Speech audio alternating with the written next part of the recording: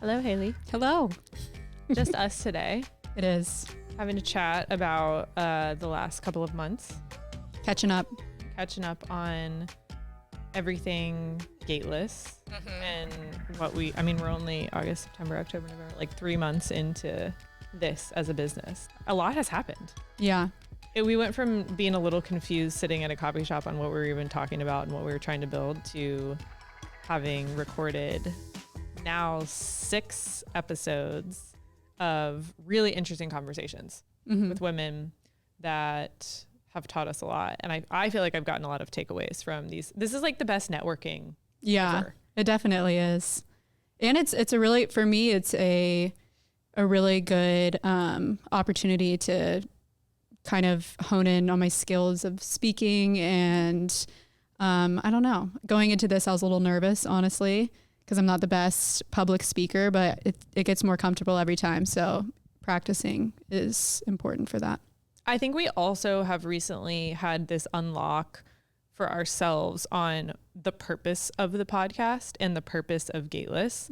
And to me, something that we talk about, I've always believed, and something we talked about right at the beginning was there's this like proverbial gate up between us and some conversations we want to be having with people, or rooms where interesting things are being discussed.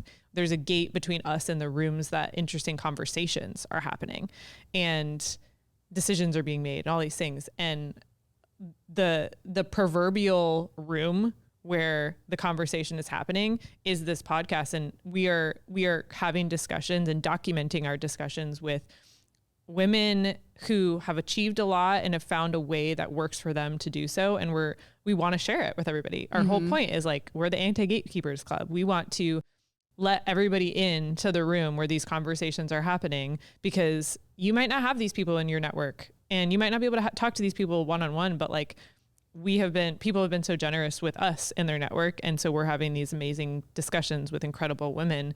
And the whole purpose of the podcast is opening the doors to the proverbial room where it happens. Even for us, without this podcast, we wouldn't be having these conversations, and we wouldn't have access to these conversations. So it's really interesting. It's really cool. Yeah, it is.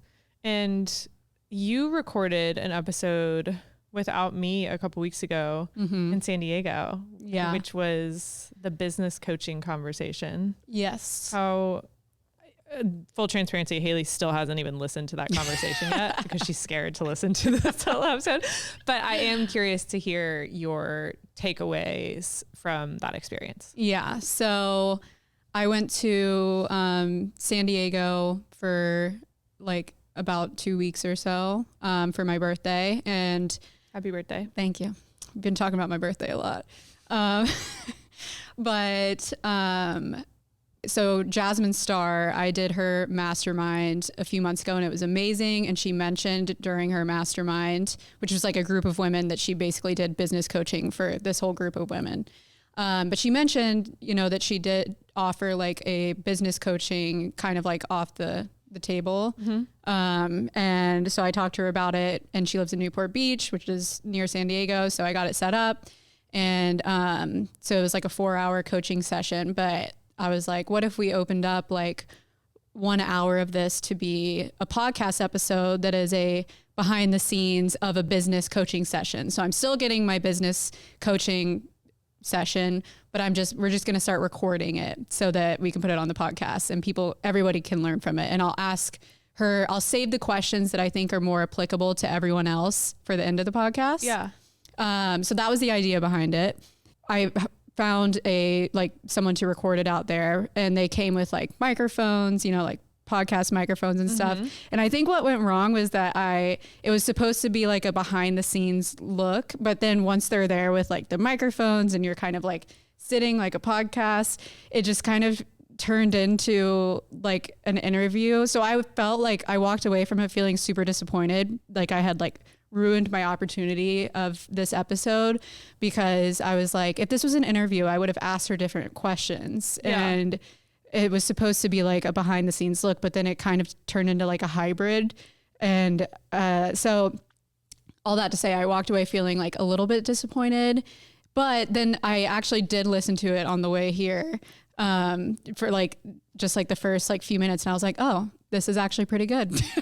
I mean, after that session, you hadn't sent me anything other than I'm so sorry in advance over text. And I was like, well, what? Okay. Yeah. is So she also talking about? full transparency. So mid podcast, I kind of like want to like have the people send me the clip of it, because like mid podcast, she said, she's just so good. I think she like lays. Well, actually tell us who Jasmine, I don't think everyone who knows. Oh who yeah. So Jasmine Starr is, she basically is an entrepreneur, CEO. She has a podcast. She's a speaker. She's just like a genius. And she has a business that's very similar to my business, Coffee and Contracts. So she does like it's now a like subscription software as a subscription, but it basically helps business owners with social media, and it's like very similar. So I really wanted to get her on the Gateless podcast, because whenever I applied for her mastermind, I was like, she's probably going to reject me because my business is essentially a competitor to hers. Like, she's not going to want to give me all her secrets. But I was like, could not be more wrong. She like especially wanted me, because I had such a similar business to hers, to be a part of the mastermind. And whenever I talked to her, she was like the most excited. She was like, honestly, I'm so excited because our businesses are so similar. And she's like, here's what I learned. Here's the mistakes I made.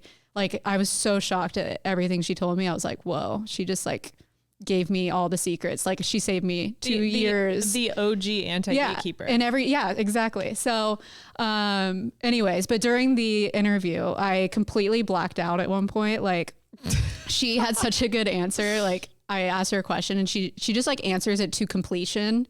And so you're like, okay, I got nothing. Yeah. So I asked her something and then she answered, and I was like it was literally just, you just said nothing. I saw the people behind the video, like, and she was like, and I was like, anyways, like I totally just like, it was like a glitch in my brain. Yeah. So I think that, and then after that, my mind was just going like, oh like, God. Yeah. It just started making me spiral. I was like, you just ruined it. But yeah, I'm working on that.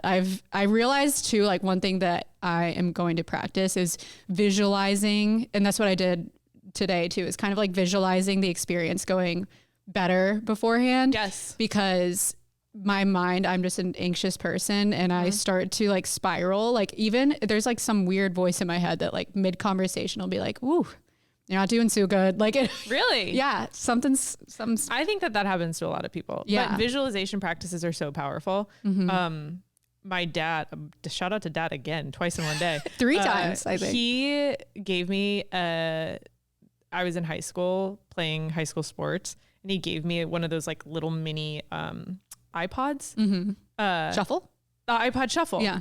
And on the back of it, he put, he like had it engraved. It said visualize success. Ooh. And I have always thought about that, because it is so true. Like, if you visualize what is about to happen, and you visualize a positive outcome, or you visualize yourself overcoming obstacles that are inevitable to come at you, you are prepared. Yeah. Even though it didn't happen and you don't have the physical experience of doing it, in your mind you do. Yeah. I also once had a soccer coach that used to make us play mental soccer for an hour in our head every day. Whoa, that's aggressive. But it helped. It's like when you're in the situation, you feel like you've been there before. Oh yeah, you feel for like you've done it sure. before, and you see the positive outcome. So it's huge in like every sport and everything. Yeah. It's very important. But yeah, it's hard to, sometimes it's easy to forget when you get caught up in other things in daily life. So I have listened to that recording a couple times, and it was not a flop. That's and good. It was very valuable. Well, they cut out the part where whatever. Well, let's get our hands on that. Yeah. We should post it. I know. Somewhere. I was going to ask them, but I thought they would be like, we definitely threw that away. There you go. Questioning yourself again. Just ask for it. But I had a lot of takeaways.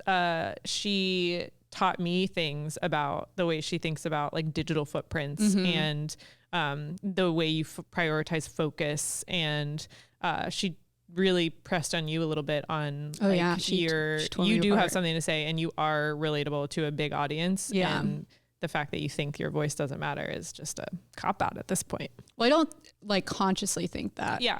It's just like sneaks up in different ways that prevents me from doing things, you know? Yeah, absolutely. So my best friend lives in San Diego and my brother lives over there as well. So we just kind of hung out.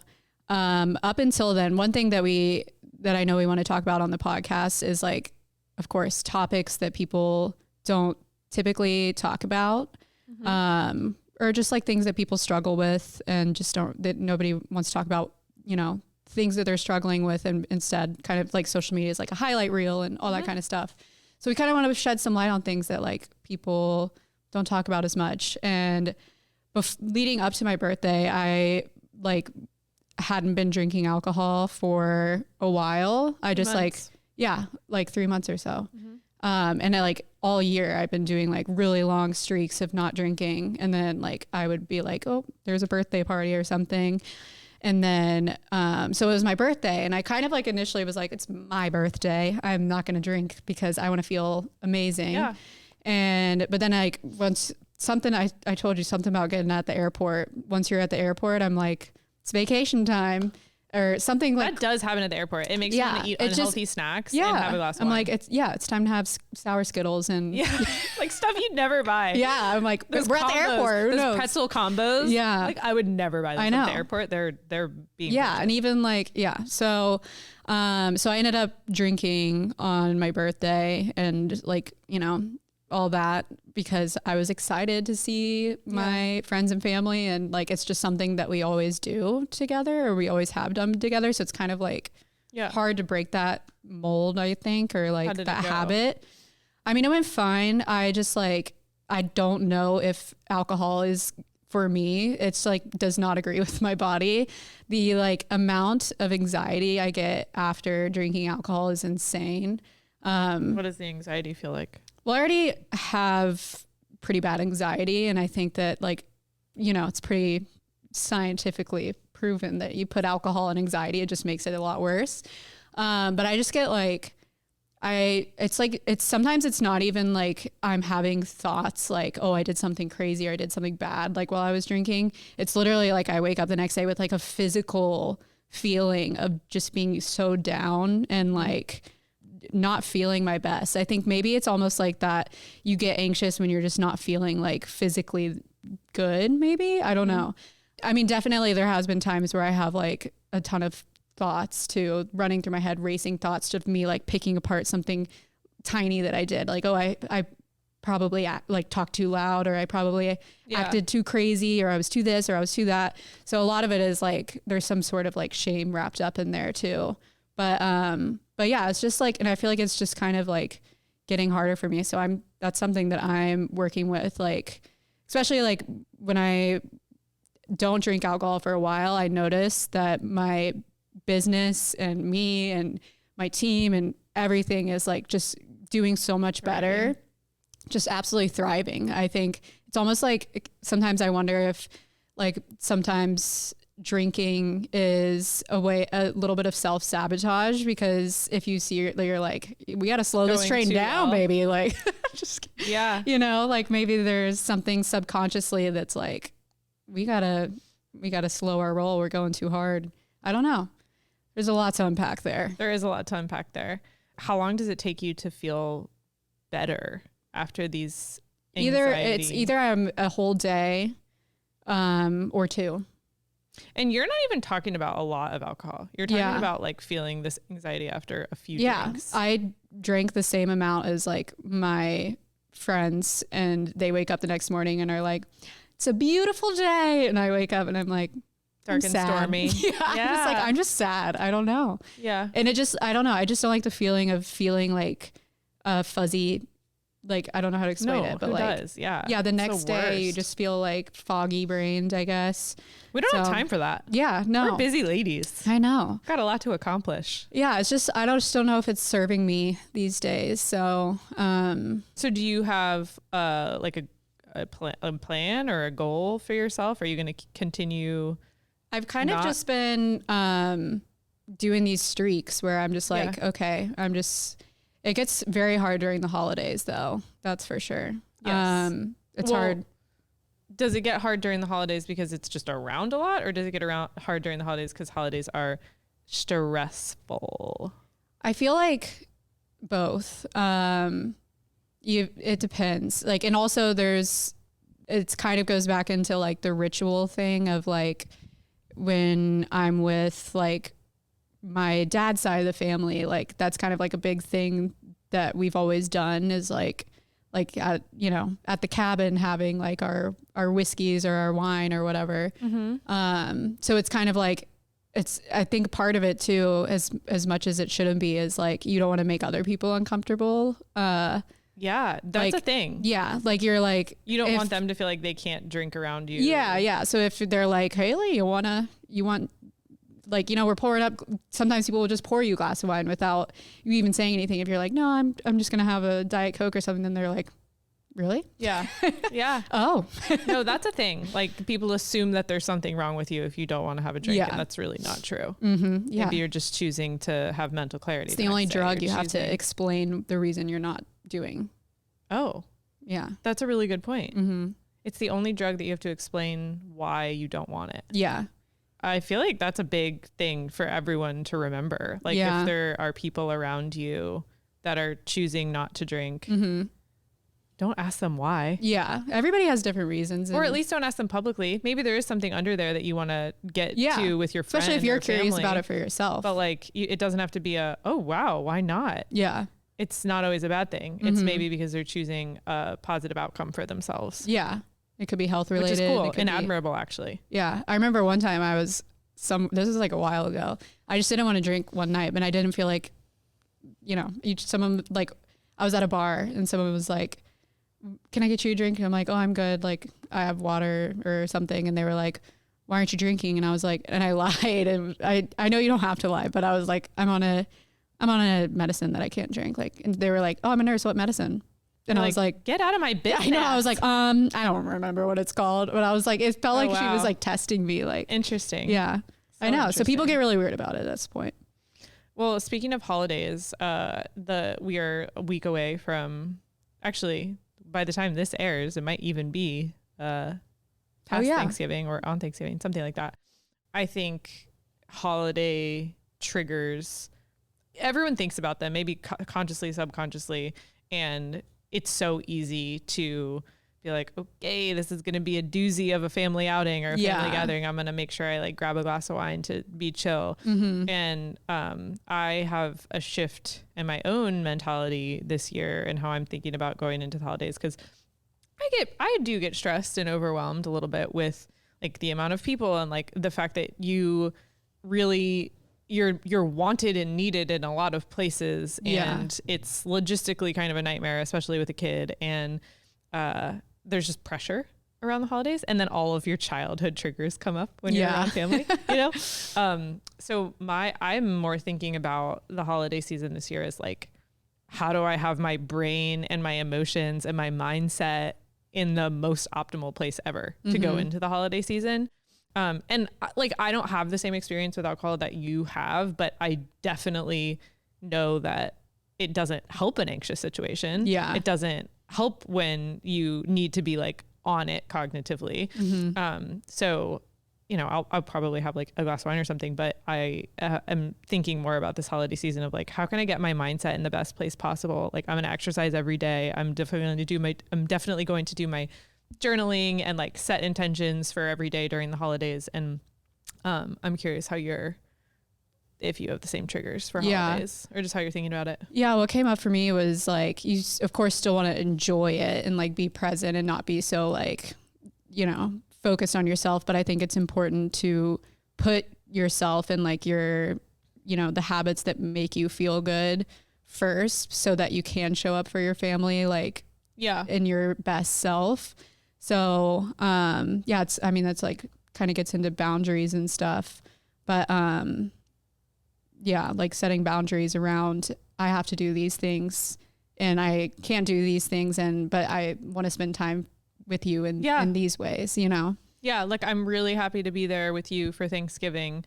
But here are the days that I can be there, and I'm going to do every morning, I'm going to do this for myself. And maybe you don't have to like say all this, but you're right. Like boundaries are really important, at least. And really boundaries are just deals you make with yourself. You're not expecting anyone else to behave a certain way necessarily.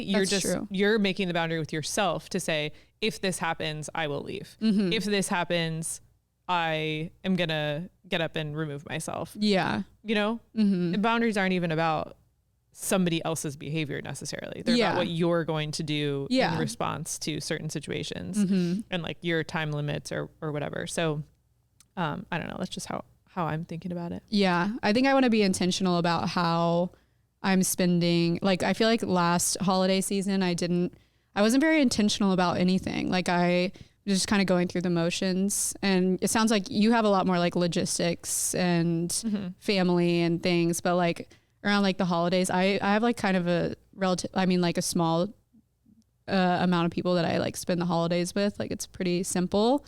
But I think I just kind of like went with the flow, whatever. And I really want to get more intentional about like how I'm spending my time with my family and like, and the things I want to do. And rather than just like kind of being there and going with the flow, I want to like get really intentional and have certain like experiences with my family. Make memories. Yeah. Not anxiety. Yep. So let's see what else has happened for me the last couple of months. I started a new job a few months ago, and that has been a really interesting and fun experience. I started a new job after taking a couple months off, and previously to that, leaving a situation that had me more burnt out than I've ever been in my entire life. And I was feeling the worst that I didn't realize it maybe in the moment until the very end when I was about to break, but I felt worse then than I had felt in a really long time. And like I wasn't being creative anymore, and I wasn't really thinking beyond what was in front of me day to day that I had to accomplish, which is so not me. And so I left and took that time off, and then took this new job. And I have a lot of responsibility. I'm leading revenue for a tech startup, and the journey from like day one of starting to now has been a little bit of like an emotional roller coaster.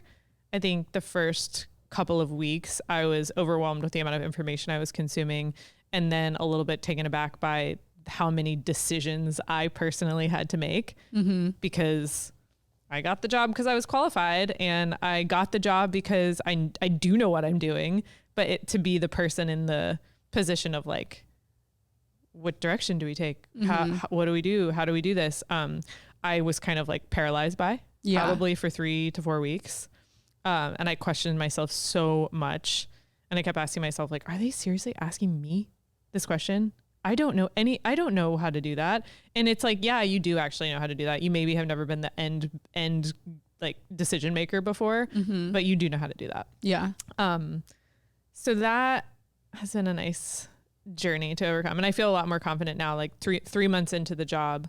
I'm like, you know what you're talking about, girl. Like be thoughtful, critically think like you always do. You will make the right decision. And so I've had that pivot for myself. Do you feel like that's like a rite of passage into any new like role or something that's new, is that you're going to question yourself in the beginning, or do you think you could have bypassed that? I think it means you took the right job and opportunity. If you're out of your comfort zone, you're stretching your brain in a way that it hasn't been stretched in a while. And though you might have like the foundation to come to the right answer or to know what you're doing or to succeed in this role, maybe the way it's framed or the context in which you have to apply it is different at a new job. But that is such a good thing. Like if you're stretching your brain in a new way, you're adding to your skill set, you're adding to how dynamic you are. You're becoming like an agile, in my case, becoming an agile leader for a small tech startup. And that, I think it's dangerous actually to just keep staying in your comfort zone. Yeah. I don't think it's possible to start a new job or take on new responsibilities without, questioning yourself and trying to. And if you did, that means that you already know exactly what you're doing, and maybe that wasn't the right role to stretch and grow. So I've been thinking about that a lot lately. It took me, I'm 3 months into it, and I'm just now feeling super confident about what I'm doing. But it also brings me to this topic we were talking about yesterday, the gut feeling versus critical thinking. And I had never thought about it this way, but someone pointed out to me, hey, you just said that was a gut feeling. and that was intuition. Are you sure it wasn't just that you like critically thought about it and you're intelligent and you have the tools to like come to the right answer? But it made me like, do you know what I'm saying? Yeah, it's super interesting. It made me think about how much we overuse. Oh, it's just my gut. I had this like feeling, this intuition. Yeah. I think maybe sometimes there's a combination of them both as well. Like you're like, I have this gut feeling. Let's look at let's think about it realistically. Let's do like a pros and cons, or, you know, let's figure out the logistics of it. But you still know in your gut, like what you want to do, but then you back it up by doing like the math, you know? Yeah. So sometimes it turns into like a combination of both. It probably most of the time is a combination of both. Yeah. And Mary, then everyone just says like, I had the gut feeling. Yeah. I think like maybe it's used when we're being lazy too. Yeah. I mean, we don't want to explain how we came to an answer. Oh, it's my gut. Yeah, true. Yeah, you don't want to explain all the reasons why you made that decision or whatever it was. Or maybe you don't actually consciously know why you made the decision, but you could figure it out if you sat there and thought about it. Yeah, that's true. I don't know. Anywho, like I'm just going to be conscious of when I use that term a little bit. Yeah. I think. I know now I am too. Anytime I'm like, it's a gut feeling, I'm like, wait, is it? Is it a gut feeling? Or do I just know the answer? Yeah. Right? Or am I actually smart? Yeah. Is that my brain talking or my heart talking? I like how Marin put it. The head thinking or the heart thinking. Yeah. Let's see what else in the last couple of months. This podcast has become something that we weren't exactly expecting it to become. Mm-hmm. Yeah. Which is really cool. Yeah. Number 230 on the charts in Ireland, baby. Woo! Shout out to our Ireland listeners. Please keep listening. That's so fun. Let's get to 229. Are you Irish? I'm half Irish. I think I'm a little bit. I've got a touch. Our ancestors. Yeah. Oh, they're Not really. supporting us. Yeah. We were so confused at what we were doing even 2 months ago. Yeah. I mean, aren't we always? Aren't we always? And I think slightly delusional to think that we could just start having conversations with women and people would actually want to listen to that. Yeah. But you know, if you're not delusional, you're not living. Yeah. Honey. Mm-mm. The Salulu is to be delulu. That's like my new favorite saying. I know. I keep thinking about that. The Salulu is to be delulu. Yeah. And shoot your shot Fridays. Yes. Oh, we should talk about that. Yeah. And we need to do it today. I have a lot of shots I need to shoot. Yeah. Shoot your shot Friday is something that we've been doing. These like tasks or asks or emails that need to be sent or invites to. But things that you feel like you're shooting your shot. Like you don't expect them to even see your message. Mm-hmm. It's called Shoot Your Shot Fridays. So that can mean anything for anyone. And we're kind of combining the two, like we're doing the Power Hour combined with Shoot Your Shot Friday. I think we took like an hour last time to do it. Yeah. Oh yeah. It's a combo. It's like habit stacking. Yeah. It's a supercharged like. Yeah. It's worked though. I mean, every time we've done a Shoot Your Shot Friday, something positive has come out of it. Yeah. I think if it's Friday, you have to choose one thing and shoot your shot. Something that you've thought about that's crazy and just do it. Yeah. Send that cold email. I have some that I'm going to do today. Yeah. I can always shoot a shot. I think we have some questions. Oh yeah. We have questions from our 2 listeners in Ireland. So, okay. So the first question that we have is from Taylor. She said, I want to hear your why. What's driving you to keep hustling for more? First of all, thank you. She's flattering us. It's kind of like not about like the business or like making more money or that kind of thing, or, you know, starting a new project when I already have a business. Like, I think I've had some friends be like, why are you just adding more on your plate? Mm-hmm. And it's kind of, I mean, it's like we talked about like passion. It's like kind of the pursuit of self-growth and professional growth. And it's just human nature to never feel like satisfied. It's not like you're ever going to get to a point where you're like, all right, we're done here. Yep. Logging off. But, so I don't know. It's just kind of like a natural evolution of things, I think, for me. And it's just kind of following what looks fun and exciting and not worrying too much about like how it's going to, what it's going to result in, or if it's going to succeed or not, but just doing it because it's fun and exciting. Yeah. So you've kind of shifted it as you don't feel like necessarily you're hustling because you're doing something that is fun for you. Yeah, I don't feel like it's hustling. I think the word hustling to me means things that, I don't know, hustling to me sounds not fun. It sounds like cold calls and cold door knocking or like sales. I don't know. That's what hustling sounds like to me. But I mean, that probably looks different for everyone. This is more like fun. Like this is actually like more just like doing fun, exciting things, I think. Yeah. I actually agree with you. I've never identified as a hustler because I think that I work really strategically and smart.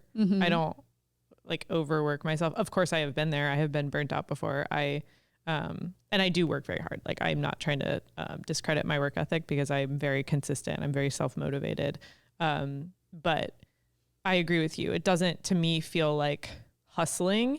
And that's such an interesting point because I think from the outside, it probably looks like hustling. And I have no idea how those two girls have time for a full-time job, a new business that they're growing, friends, family, a child, wellness, a child.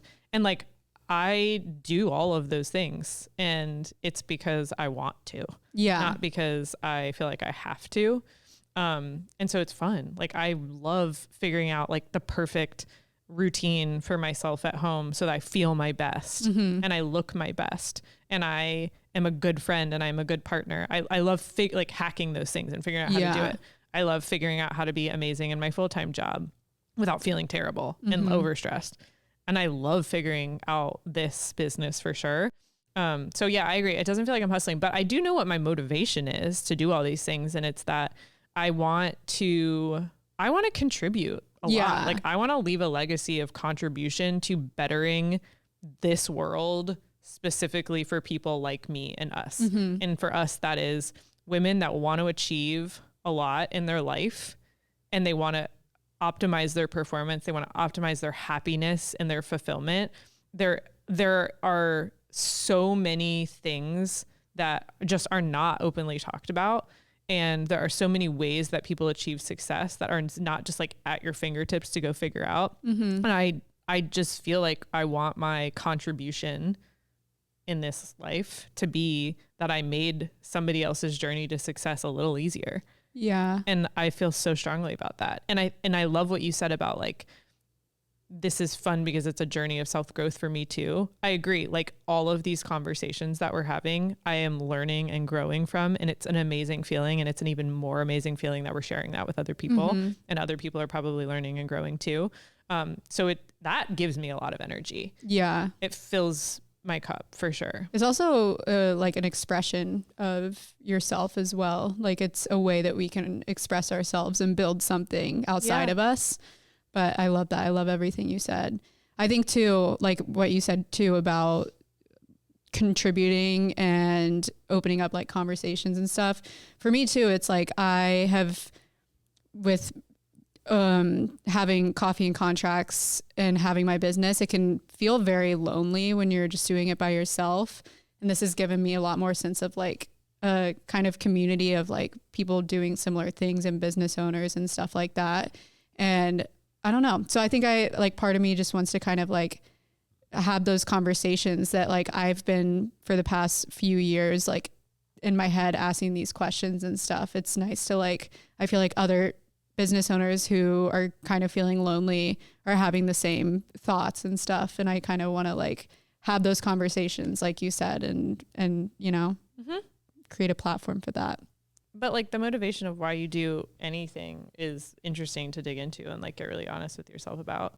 Why I do my full-time job. Well, I find it really fascinating and interesting, but I do that because it's lucrative and I want a certain lifestyle. Yeah. So I'm going to maintain a full-time job to do that I like. And I feel very fortunate that I've found something that I'm actually more passionate about. And I think also combines like my skill set and my passions, much better than anything that I've done before. And I'm learning so much. I think that's the other motivation for me too, is like this is so silly to say, and I actually don't even like this phrase, like a student of life, but I consume so much information every day and week, and I love it. It like fuels me. And so I think that we're learning, we keep saying that, but like we're learning a lot, and this is more information that we're consuming that we wouldn't have access to if we wouldn't have started this. Yeah. And that is so motivating. Yeah, absolutely. Yeah. And I think you like touched on something too, is like you have a certain lifestyle that you want to live as well. And I don't want to say like, it's all like, oh, I just want to make an impact. Like it's also, money's great too. Yeah. Like, it's also a big motivator as well. Yeah. And I want to create a lifestyle for my kids, and I want to be able to like, honestly, I want to make their life set up to where they can do what they love and not have to make decisions for money making purposes necessarily. And like, I will definitely raise some kids that are hard workers and can make an impact and do good in the world and be amazing people. But wouldn't it be cool if like they didn't even have to choose to take the job that sucked their soul out because it paid well. And they had instead instilled in them like these values of like creating a life that they love and that it feels fulfilling and that they're making an impact, and like they just know that they have the ability to do that. I think that that's really cool. Yeah, absolutely. So our next question is I asked if they had any questions or any topics. So this one kind of seems more of like a topic. But self-doubt when starting your own business. Ooh, why don't you kick that one off? Yeah. So I have like a few thoughts that come up for this. Which first of all, I would say it's totally normal to feel self-doubt when you're doing something new, which we just kind of talked about. Like it's kind of the very natural thing, rite of passage. When you're doing something new, it feels uncomfortable. But I think the advice that I would give to this person is to try to, which I know it's easier said than done, and it's going to take some practice. It's not just going to be like, immediate, but to look at your self-doubts and the doubts that you're having and reframe them into like opportunities or questions. So like if you're thinking, gosh, I'm posting on social media, nobody's like liking what I'm posting, you can turn it into like, how, like, this is a cool learning experience. How can I figure out what my audience wants to hear about, and start looking, just reframing everything into like more of an experiment and less of like, oh my gosh, what if I fail? But like instead saying like, let's figure out if this is going to work, and like looking at it with a different kind of mindset. That's what kind of came up for me there. Yeah. That's a really, really great reframe. Yeah. It makes it more action oriented and learning focused than like anxiety ridden and like paralyzing. Yeah. And it's much easier said than done. I think another thing too that I want to mention is that for me, whenever I think about like when I started my business, I'm not like immediately thinking like I had so much self-doubt. When I was starting my business, I was just doing it like for fun. So it was an experiment. And so maybe that's why it worked. Like I was just like, let's just see if this works. And like, let's just keep doing this and it's fun, la, la, la.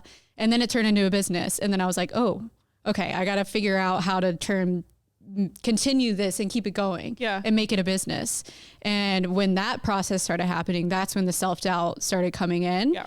And the biggest trigger of self-doubt for me is social media and seeing competitors or other people in like the same space or whatever, just like seeing what they're doing, seeing their highlight reel on social media every day and just instantly comparing myself to them. Yeah. So I would say if you're struggling with self-doubt, delete your social media apps and just upload from your computer when you need to promote your business, or like download the app when you need to post a story. I still do this. I still catch myself seeing a competitor's post pop up and being like, oh my gosh, they're so smart and creative and they're amazing and I suck. Yeah. And it's so natural. I'm sure everyone does it. Yeah. And so I would say just delete the apps.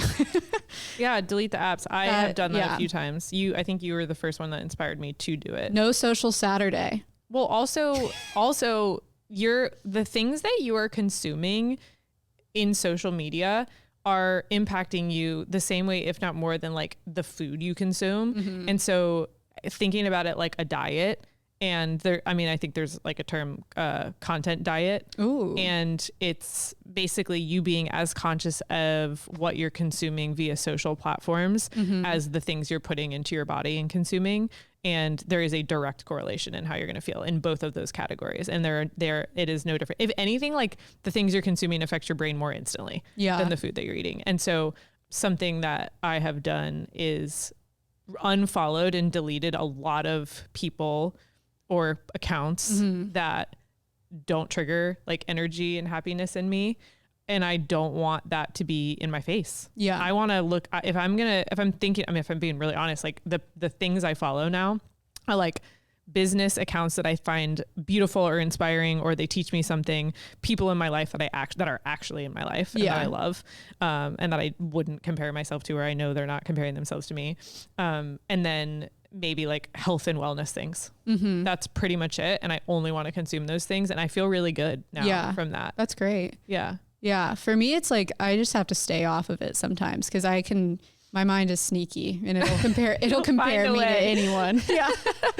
Oh, that's funny.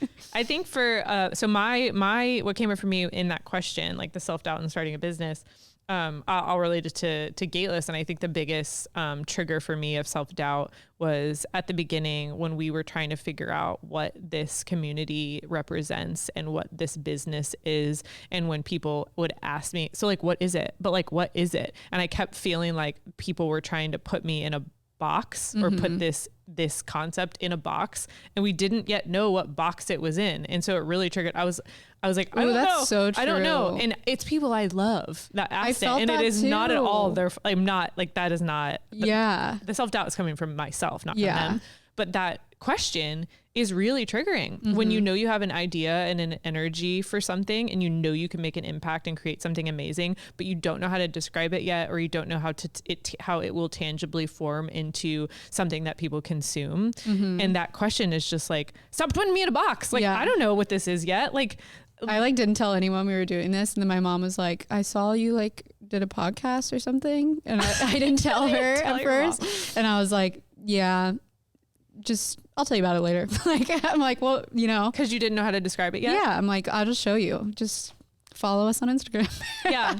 And it really takes a while to get clear, I think, on what you're doing in a concept. And so that really, it created a lot of self-doubt. Even when people, what am I talking about? Yeah. I don't know. When people ask me about what I do for work I remember when I moved into an apartment building, I think everyone in that building thought I was very weird, because they'd be like, they were like, the first question, they're like, what's your name? And I'm like, Haley. And they're like, what do you do for work? And I'd be like, I would just be like, real estate marketing. Like, I would just I never knew what to say. Yeah. But, I'm still like, I don't know. And I still don't have an exact answer when someone says, what do you do? 4 years later, and you have a multi-million-dollar business, and you're still saying, I don't know what I do. I'm like, I just say real estate marketing. And they're like, so you help agents promote their listings? I'm like, yeah, sure.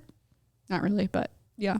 Well, also part of that is that you have no obligation to give the energy to go into a great detail with anybody. Everybody's like, you need your elevator pitch. Like, who cares? I'm like, you know what you do. Yeah. Well, this was really fun. We're gonna do more. I really like these solo episode formats, because I feel like there's so much, especially at this phase in building this business, for us to reflect on and debrief with each other. We got a lot to unpack. We have a lot to unpack, both personally and professionally. And again, we are two women that are doing a lot and building a business on the side, and we'll take you on that journey. And that's the whole purpose of these, is just to connect further with each other and the audience, and get open the door to what's really going on in our head. Absolutely. Yeah. And on that note, we should remind them that we have a new email newsletter. Yes. And you can go to getgateless.com/subscribe, or go to our website. And we're going to be sending out a email newsletter, just breaking down our hot takes and our favorite takeaways from each episode, as well as a private, for subscribers only, vlog style episode, where we're basically going to take you behind the scenes on the exact numbers and journey of this podcast as we try to grow it from zero. So you can kind of see, I feel like I'm always curious, how many listens does this podcast get? How much are they making off this? So in the spirit of transparency and anti-gatekeeping, we're going to show you guys the entire behind the scenes of that. If you're interested, subscribe. And that state of the podcast episode State of the podcast will be once a month, right? Yes. We're going to share all the deets. And like follow along. We have a lot more listeners than we thought we did. So it's pretty cool. We'll give you guys all the number 230. That's right. In Ireland. In Ireland. We should start saying that. 230 in Ireland. In Ireland. Just in Ireland though. I mean, Ireland's cool. Like I'm proud of that. That's amazing. I wonder if they have 230 business podcasts. Could be dead last. I don't care. Yeah. I'm not going to look into it. Yeah. Still ranked. We are an on the charts ranked podcast. Yeah. Talk to you later. All right. Bye. Bye.